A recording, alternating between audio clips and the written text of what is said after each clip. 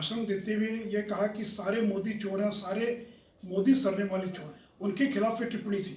इसलिए कल जो सूरत के कोर्ट ने फैसला किया वो स्वागत योग्य फैसला है। और देखिए, कोर्ट का फैसला ये भी इनको स्वीकार्य नहीं है, उस पर भी उंगली उठा रहे हैं। राहुल गांधी की सदस्यता रद्द कर दी गई है। राहुल गांधी ने मोदी समाज के जो लोग हैं उनको चोर कहा था। इसको लेकर केस किया गया और कल जो है वो सूरत कोर्ट में राहुल गांधी के ऊपर जो है 2 साल की सज़ा सुनाई और 2 साल की सज़ा होने के बाद जो सदस्यता है वो संविधान के अनुसार रद्द कर दिया जाता है और उसी को लेकर राहुल गांधी की सदस्यता जो है वो संसद से उनकी जो लोकसभा की सदस्यता थी वो रद्द कर दिया गया है। और जिसके बाद से अब तमाम जो लोग हैं कांग्रेस के हों या महागठबंधन के, तो लोग सवाल खड़े कर रहे हैं। इसी को लेकर अब सुशील कुमार मोदी ने न्यायालय का आभार व्यक्त किया है। सुशील कुमार मोदी ने कहा कि राहुल गांधी ने अपने भाषण में मोदी समाज के लोगों को चोर कहा था। इतना ही नहीं, उन्होंने कई ऐसे बड़े तबके के जो लोग हैं वो मोदी से वाकिफ रखते हैं, अति पिछड़ा समाज से जो है वो जो है मोदी से वाकिफ रखते हैं। प्रधानमंत्री नरेंद्र मोदी भी अति पिछड़ा समाज के हैं। इस तरह की बातें सुशील कुमार मोदी ने कही है और कल जो सूरत कोर्ट ने ये फैसला सुनाया उसका उन्होंने आभार व्यक्त किया है और साथ ही साथ राहुल गांधी के ऊपर तंज कसा है। उन्होंने कहा कि अगर मनोअनुकूल फैसला नहीं आया तो ये अब न्यायालय की मंशा पर सवाल उठा रहे हैं। मीडिया में जगह नहीं मिलता है तो ये कहा जाता है कि मीडिया दबी हुई है। इस तरह की बातें राहुल गांधी कहते हैं। इतना ही नहीं, उन्होंने यह भी, सुशील कुमार मोदी ने यह भी कहा है कि जो आपातकाल तो उस वक्त लगा था जब उनकी दादी को जब इलाहाबाद कोर्ट ने जो है डिस्क्वालीफाइड कर दिया था और उस वक्त उन्होंने इस्तीफे देने की वजह पर उन्होंने आपातकाल घोषित कर दिया और सारे अखबारों का मुंह बंद करवा दिया था।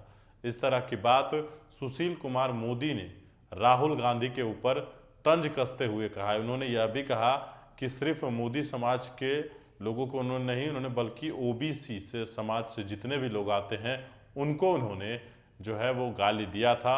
और जो सूरत कोर्ट ने फैसला लिया है वो कहा जाए कि सराहनीय है।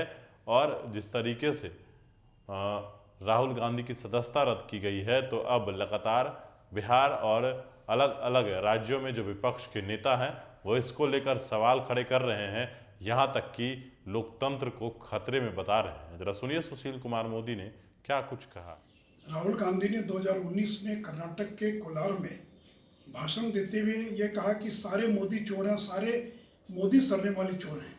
और इस देश में लाखों की संख्या में पिछड़े समाज से आने वाले लोग मोदी सरनेम रखते हैं।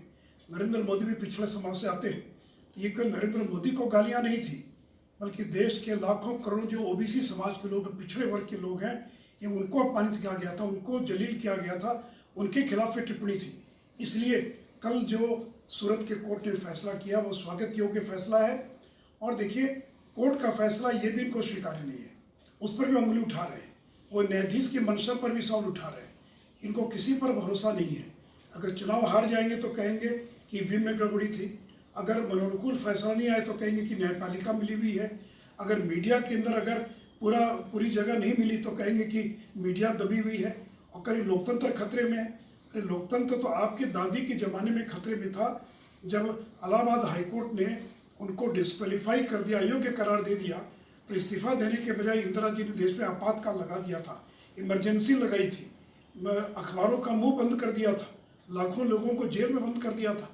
और यह कोई राहुल गांधी पहले व्यक्ति नहीं जो डिस्क्वालीफाई हुए हों। इसके पहले लालू प्रसाद यादव अयोग्य घोषित किए जा चुके हैं, श्रीमती जयललिता, स्वर्गीय जयललिता भी अयोग्य घोषित की जा चुकी है। तो 200 से ज़्यादा लोग इस देश के अंदर राजनेता जो अलग अलग कारणों से जिनको अयोग्य घोषित किया जा चुका है, इनको इसको सहर्ष स्वीकार करना चाहिए। और इस लड़ाई को हम कोर्ट में भी लड़ेंगे, हम राजनीतिक लड़ाई भी लड़ेंगे। और जो लोग कहते हैं कि लोकतंत्र का गला घोटा जा रहा है, और आज जो लोग पक्ष में बयान दे रहे, चाहे वो अरविंद केजरीवाल हो, चाहे ममता बनर्जी हो, तो क्या ममता बनर्जी और अरविंद केजरीवाल अगला लोकसभा का चुनाव कांग्रेस के साथ मिलकर चुनाव लड़ेंगे? अगर मिल भी जाए तो भी हमको परवाह नहीं है।